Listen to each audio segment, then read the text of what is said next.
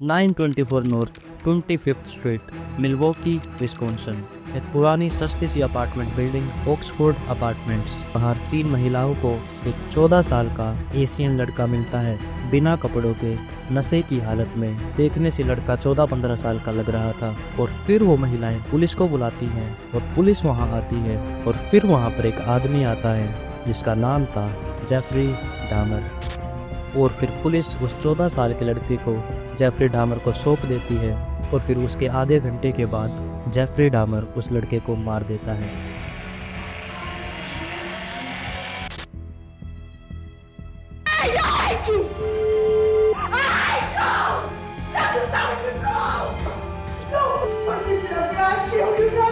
I have seen their tears, and if I could give my life right now to bring their loved ones back, I would do it.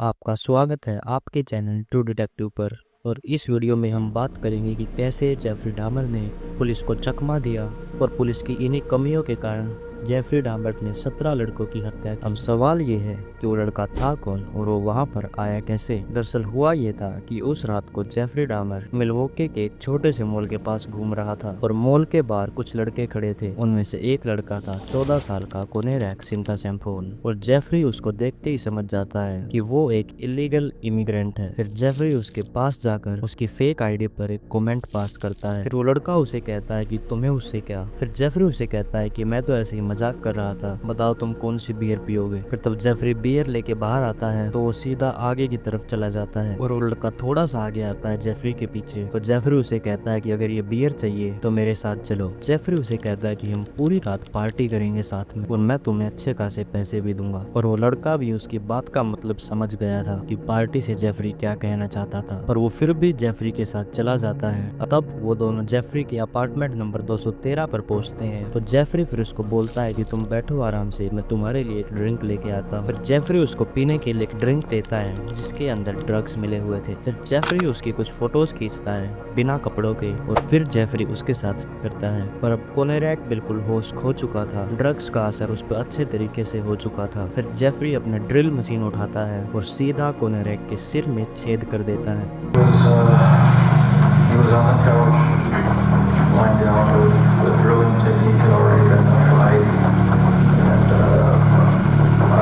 अब Jeffrey को यहाँ लग रहा था कि अब कोनेरैक उठने वाला नहीं है। अब कोनेरैक के सिर में छेद करने के बाद जेफरी वहाँ से चला जाता है कुछ और बियर्स खरीदने के लिए, पर वो अपने अपार्टमेंट के डोर को अनलॉक ही छोड़ जाता है। और फिर कुछ देर बाद कोनेरैक को होश आता है और वो बिना कुछ सोचे समझे सीधा वहाँ से भागता है। उसका खून भी काफी ज्यादा बह रहा था और वो जैसे तैसे वहाँ से निकल लेता है और वो अपार्टमेंट के एंट्रेंस पर जाके गिर जाता है। वहाँ पर उस पर नजर पड़ती है 3 महिलाओं की और फिर वो 3 महिलाएं पुलिस को बुलाती है। Then he studied fall out. He had his butler. He had no clothes on. He was really hurt.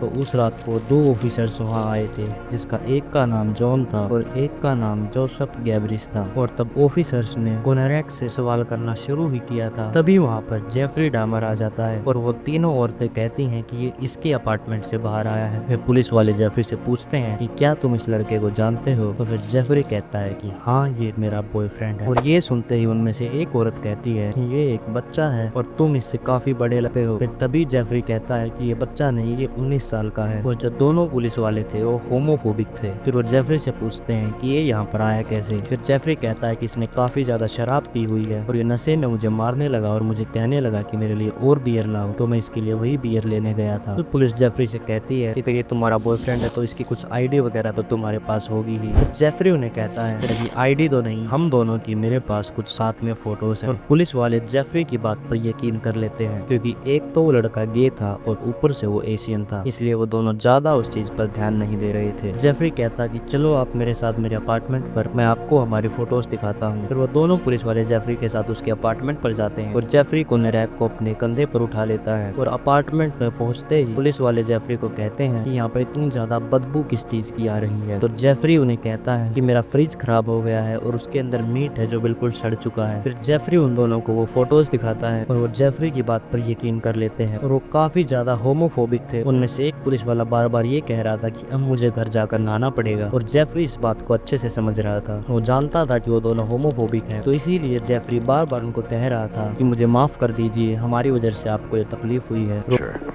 Intoxicated Asian naked male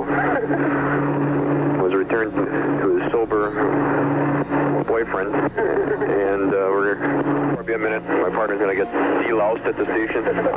police वाले कहते हैं कि हमें तुम्हारे अपार्टमेंट की चेकिंग करनी पड़ेगी। फिर जेफरी 2-3 सेकंड के लिए घबराता है, मगर वो फिर कह देता है कि हाँ आप चेक कर सकते हो। बस वो कहते ही हैं कि हमें चेकिंग करनी है, पर वो कुछ भी चेक नहीं करते हैं। वो तब बस जेफरी को ये बोलते हैं कि तुम जो कोई भी हो इसका ध्यान रखो, क्योंकि काफी ज्यादा नशे की हालत में है। उन पुलिस वालों के जाते ही जेफरी अपने रेडियो में म्यूजिक ऑन करता है और वो अपने ड्रिल मशीन उठाता है और कोनेरैक की गर्दन को उससे अलग कर देता है। और फिर जेफरी उसके स्कल को निकाल लेता है और अपने फ्रिज में रख लेता है। और जेफरी के पास ब्लू ड्रम थे जिसके अंदर हाइड्रोक्लोरिक एसिड था और कोनेरैक की बची हुई बॉडी को हाइड्रोक्लोरिक एसिड के अंदर डाल देता है। अगर पुलिस उस दिन अच्छे से चेक करती तो उस फ्रिज के अंदर कोई मीट नहीं, इंसानों के सिर रखे हुए थे। और जेफरी के बेडरूम में एक और विक्टिम टोनी ह्यूज की डेड बॉडी थी। पर जिस औरत ने पुलिस को कॉल किया था, ग्लेंडा क्लेवलैंड, तो उस पुलिस ऑफिसर को दोबारा कॉल करती है और वो पुलिस वाले से कहती है कि आपको इस चीज को सीरियसली लेना चाहिए। वो देखने में बिल्कुल 14-15 साल का बच्चा लग रहा था और इस चीज की एक्चुअल कॉल रिकॉर्डिंग भी है। How old was this child? It wasn't a child, it was an adult. Are you sure? Yep. Are you positive? It's all taken care of, ma'am. Jeffrey ने कोनेरैक को 27 मई को मारा था और फिर इसके बाद अगले 1.5 महीने में जेफरी 4 लड़कों की और हत्या करता है। वो जिन लड़कों की हत्या करता है उनके नाम थे मैट टर्नर, जिसकी हत्या वो 30 जून को करता है, जेरमिया वीनबर्गर, जिसकी हत्या वो 5 जुलाई को करता है, ओलिवर लेसी, जिसकी हत्या वो जुलाई 15 को करता है, और फिर उसके 4 दिन बाद ही जोसेफ ब्रैडहो जुलाई 19। और इन सभी को जेफरी उसी सेम पैटर्न से अपने अपार्टमेंट पर लेकर आया था। वही पैसों के बदले फोटोज, अल्कोहल, पार्टी। जेफरी हमेशा ऐसे लड़कों को टारगेट करता था जो ब्लैक थे या लैटिनो थे या फिर एशियन थे, जिनकी मिसिंग रिपोर्ट पर पुलिस इतना ज्यादा ध्यान नहीं देती थी।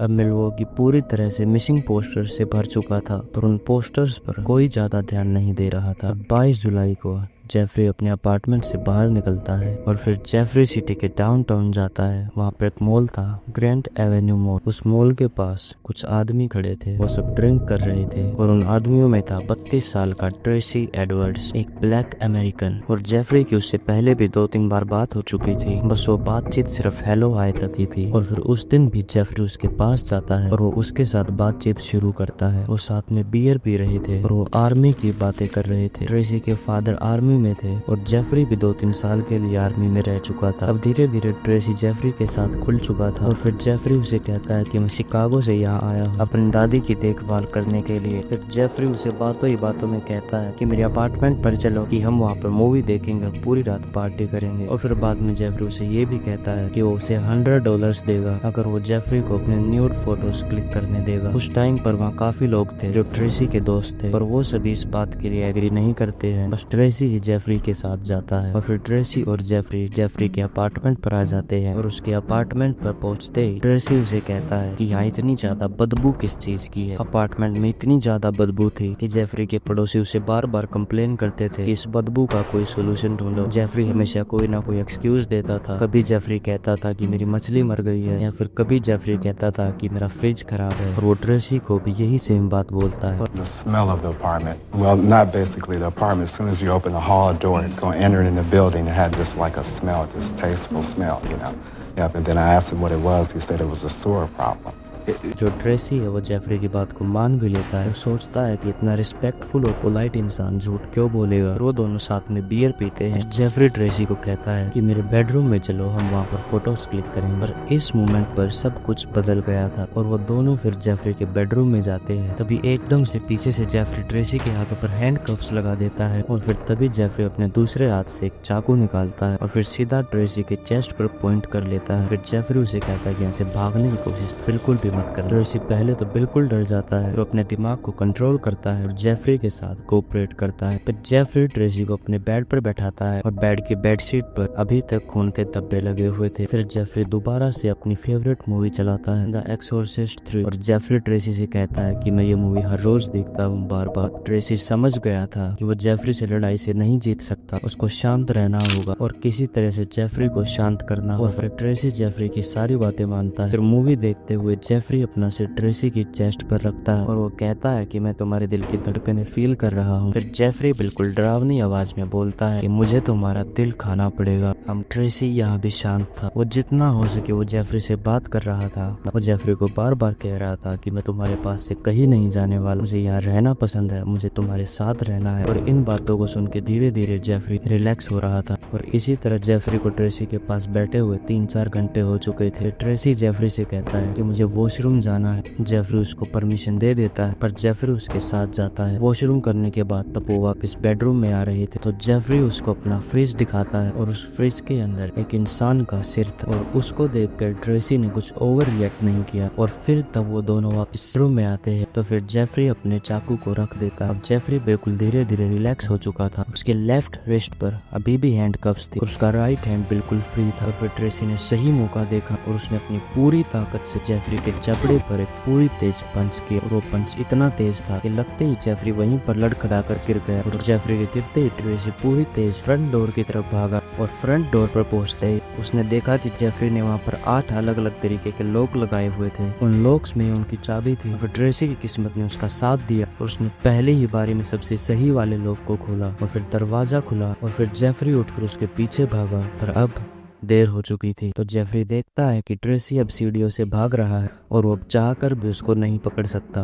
अब ट्रेसी बिल्कुल शर्टलेस मिल्वॉकी की सड़कों से भाग रहा था। वो जितना तेज भाग सकता था वो उतना तेज भागा। फिर भागते भागते उसने पुलिस की गाड़ी देखी और उस गाड़ी में 2 ऑफिसर्स थे, रॉबर्ट रॉक और रोल्फ मुइलर, जो अपनी शिफ्ट खत्म करके घर जा रहे थे। ट्रेसी उनकी गाड़ी के आगे जाकर रुक जाता है और ट्रेसी डर में उन्हें कहता है कि वो मुझे मार देगा, उसने मुझे हैंडकफ्स लगा दी, वो मुझे मारना चाहता है। और फिर दोनों पुलिस ऑफिसर्स पहले सोचते हैं कि ये रिलेशनशिप का मामला है, इनका कोई झगड़ा होगा। और फाइनली वो ट्रेसी के डर को देखकर डिसाइड करते हैं कि वो इस चीज को इन्वेस्टिगेट करेंगे। पहले वो अपनी चाबियों से ट्रेसी की हैंडकफ्स को खोलने की कोशिश करते हैं पर वो उनकी चाबियों से नहीं खुलते। और फिर वो ट्रेसी से कहते हैं कि हमें वहाँ ले चलो जिस अपार्टमेंट पर वो तुमको लेकर गया था। फिर ट्रेसी उन दोनों को वहाँ पर ले जाता है। Oxford apartment number 213। उन्होंने दरवाजा नॉक किया। जेफरी ने दरवाजा खोला और जेफरी बिल्कुल शांत था, थोड़े नशे में था, लेकिन वो तब भी बिल्कुल कोऑपरेटिव था। जेफरी ने कहा कि हमारे बीच की मिसअंडरस्टैंडिंग है। फिर पुलिस वाले उसको सीधा बोलते हैं कि हैंडकफ्स की चाबी कहाँ है। जेफरी उन्हें कहता है कि मेरे बेडरूम में होगी, रुको मैं अभी चेक करता हूँ। उस अपार्टमेंट में इतनी ज्यादा तेज बदबू आ रही थी। ऑफिसर्स कहते हैं कि मैं भी तुम्हारे साथ तुम्हारे बेडरूम में चलूंगा। और फिर ऑफिसर झुक कर बेड के नीचे देखता है तो फिर उसे वहाँ पर वो चाकू मिलता है। इससे पहले कि जेफरी कुछ कहे ऑफिसर की नजर ड्रॉअर पर पड़ती है और उस ड्रॉअर को खोलते हैं और उसके अंदर उन्हें मिलते हैं 84 पोलारॉइड फोटोज। उन फोटोज में थी नेकेड मेल बॉडीज,